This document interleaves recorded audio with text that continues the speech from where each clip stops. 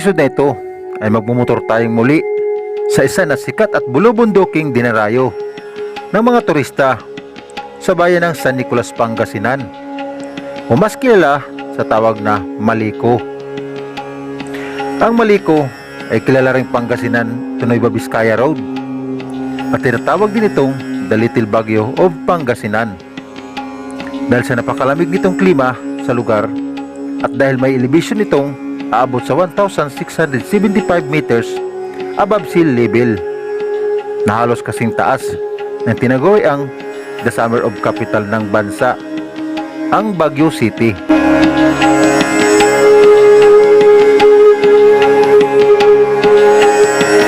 Ang Salaksak Pass o mas kilala sa tawag na Maliko ay nahati sa dalawang bayan, ang San Nicolas, Pangasinan at bayan ng Santa Fe, Nueva Vizcaya. Kaya tara, sana'y samahan niyo po ako muli sa aking solo adventure sa bayan ng Pangasinan. Let's go! Umpisa na natin ang video.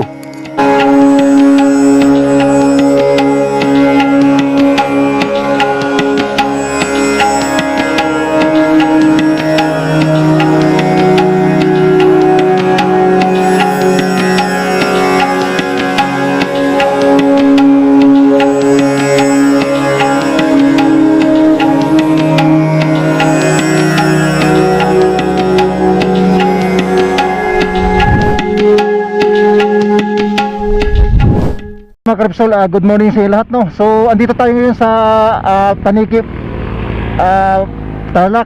So itong way na to mga Karipsol, makikita sa likod ko. Dito to along Panikip at MacArthur Highway. So ang ruta natin ngayon is pupunta tayo ng Maliko, San Nicolas, Pangasinan. So kasama ko pala si OBR sa akin dahil ihatid ko na rin siya papuntang Baguio. So after pupunta tayo ng Maliko, San Nicolas, Pangasinan, babalik tayo, diretso tayo ng Baguio. So yan yung ruta natin sa ngayon. So pa nag-pick up kami kaninang madaling araw sa Manila. Is time natin is 3 AM ng umaga, no? Natanghalian kami kasi nga sa masama ng panahon. So yan mga Karipsol, update ko lang kayo, no? Hanggang dito na lang. Let's go. Alright mga Karipsol, approaching na tayo ng Rosales, Pangasinan. So time check natin is 9:25. Awan ng Diyos, okay naman yung panahon natin mga Karipsol, no? Binigyan tayo ng magandang panahon ni Papa God. Nakulimlim lang siya. So yan mga Karipsol, no? Second gas na natin. Dito na to sa Mungkada. May natira tayong 3 bars. Diretso na to. Magpultang na tayo para di na tayo mag-stop mamaya. Dahil pagdating dyan sa Rosales, exit na tayo papuntang Maliko, San Nicolas, Pangasinan. So time check natin is 9:36. 1 hour and 1 minute pa ang tatakboy natin papuntang viewpoint ng Maliko.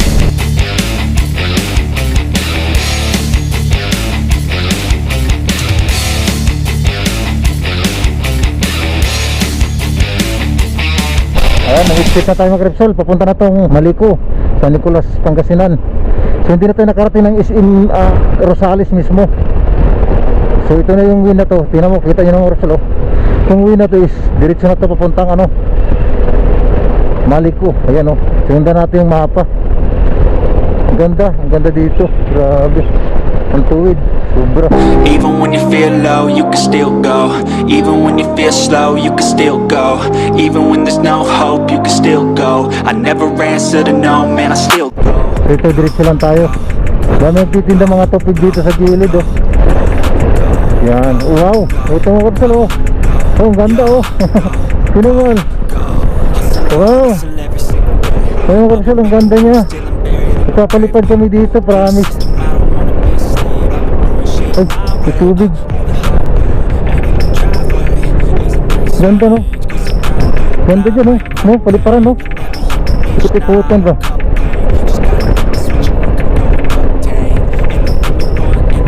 Well, is 500 meters. Ito, kanan tayo. Drive safely. Ito.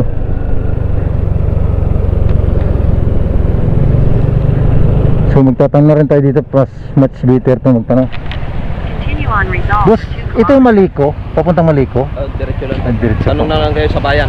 Mga ilang oras pa, boss? Doon sa viewpoint. Sa viewpoint. Isa lang. Sige, thank you boss, thank you. Ayun, San Antonio Street. Ito ang Repsol. Yung way na to.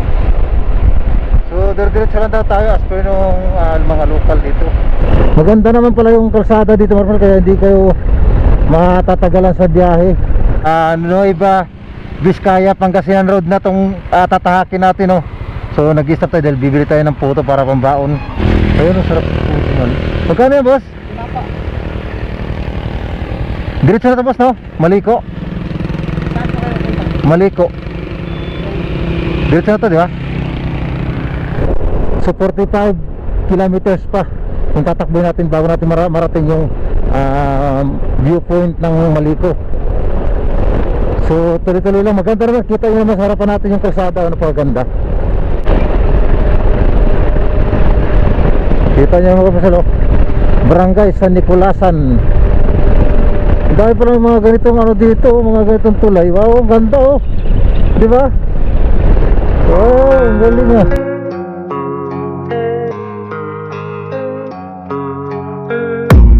I don't really know what comes next. I'm just doing my best, even though I'm so stressed out.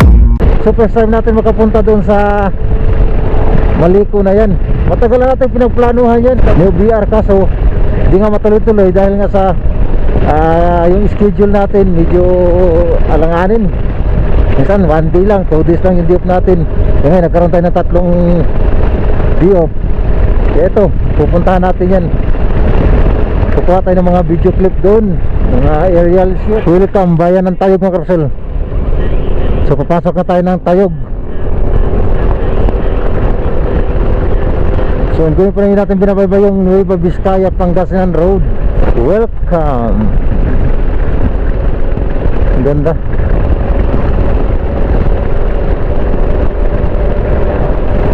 Grabe yung kalsada dun sa dinaanan natin, mga kapsel, oh. Nasa mga 30 minutes din yung tatakbuhin natin doon. Napakatawid, grabe. Ganda mga kapsel, oh. Yung tulay dito sa Tayog, Bantayog. Ang laki din pala nitong ano na to. Nagkukwari din pala dun sa baba. Tayog to San Quintin. Ayan, Tayog Carmen. Dito mga kapsel, kaliwa tayo. Ang laki talaga ng Pangasinan, grabe. Welcome San Nicolas, Pangasinan. Yan, oh. May mga ano naman sa dito mga kapsel, may mga landmark naman yung way na dadaanan nyo papunta kayong Maliko. Kaya hindi kayo maliligaw. At saka yung daan dito, diretso lang. Kaya napakabilis lang ng rides natin kasi nga kita nyo naman sa harapan natin. Ang ganda mga kapsel, oh. San Nicolas. Hindi ko sure kung ano yun, anong sa loob, siguro munisipyo. Ang dami yung mga here is alambre na mga mga design. Ang ganda. Dito to sa San Nicolas, Pangasinan. Ang ganda ng Repsol. Sila sa gabi siguro, ang ganda niyan. So kung mapapansin nyo sa mapa natin mga Repsol, sa Google Map, puro liko-liko You talaga. feel low, you can still go. Even when you feel slow, you can still go.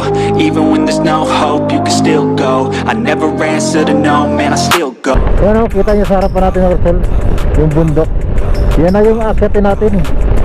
Grabe. Simula na. Dito pa lang sa bungad mga Repsol, maano ka na eh, ma-miss ka na sa bangkingan, no? Grabe. Tuloy-tuloy na ito mga kapsal kasi nakikita natin dito sa mapa natin, oh. Grabe, wala siyang hindi puro akyat.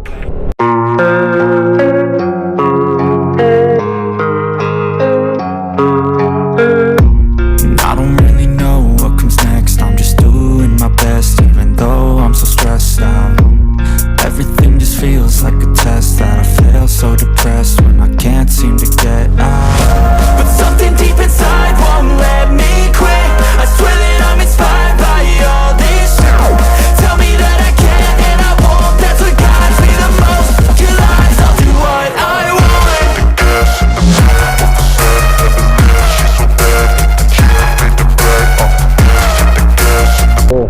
Welcome Maliko. Kaya nga Maliko na, Pilipino ka Liko-liko. Kaya ngayon yung meaning niya. Yahoo! Ang sarap mag-drive.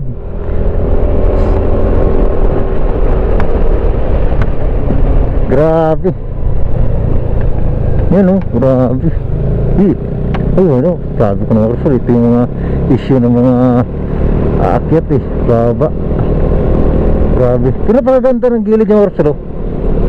Kung ma-overshoot ka, yan o, for safety ka talaga. Oo. Magre-reflect yan sa gabi, lalo na sa mailawan ng headlight natin. Ganda yan sa gabi. Ganda, oh. Talagang napakasolid ng nakasolid ng pagkagawa. Oh, grabe. Ito yung view pala dito mga Rosel, oh. Grabe. Wow! But the only thing in life that has meaning are the things you gotta work for, believe me.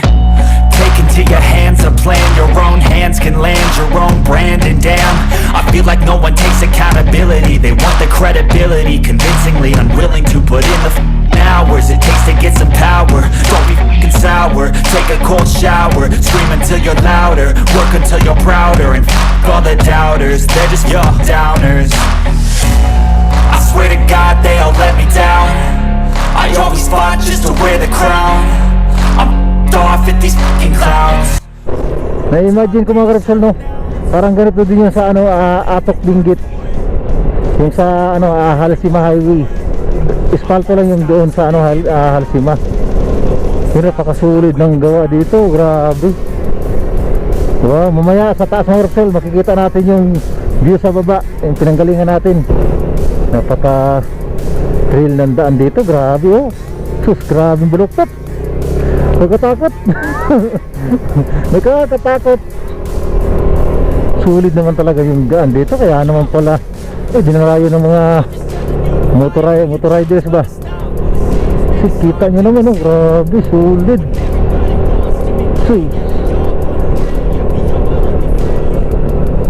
Sa wakas, nakapunta na rin tayo ng Maliko. So sa nakita ko kasi dito mga Rosel is tagos na puntang Nueva Vizcaya, yan. Nakatakot naman dito. Santa Fe. Grabe yung daan na to. Papuntang La Trinidad Benguet palang tagos nito mga Rosel, no? Ganda. Ang ganda niya.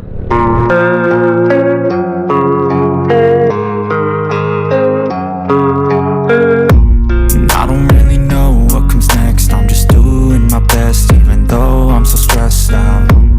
Everything just feels Mga Rosel, talagang parang pinalaman na siya ng simento, na puro simento. Ang ganda. Talagang solid. Grabe, ito pala yung experience natin dito sa Maliko. Wow. Sarap na nito tumagos ng La Trinidad Benguet. Ganda dito, grabe. Pag tumapos ka doon, malayo yung pala, no? Oh, malayo. Pero bababa ka rin ng Baguio, La Trinidad Benguet. Oh, tingnan mo. May nakasunod pala sa likod natin. Pwede mo nito dito kasi Tingnan mo mga Rosel, yung daanan natin Rosel, ayan oh. Pupuntahan pa natin yan. Ang ganda ng pagkaano dito, develop ng mga kalsada dito mga Rosel, grabe. Bilib na bilib ako sa mga gumawa dito. Napakasulit ng pagkagawa. Napaka-trail pa ng mga liko-liko niya. Yan, may mga signage naman siya for safety. Siyempre kahit may mga signage yan, kung nasa sayo na yan driver, kung talagang di ka marunong makakontento, oh, tangina, overshoot eh. Grabe. Welcome Maliko, Pangasinan. Yan o, grabe mga Rosel, kita nyo namang ambience dito sa napakalupit, grabe. aray ko. Wow, amazing. Oo nga.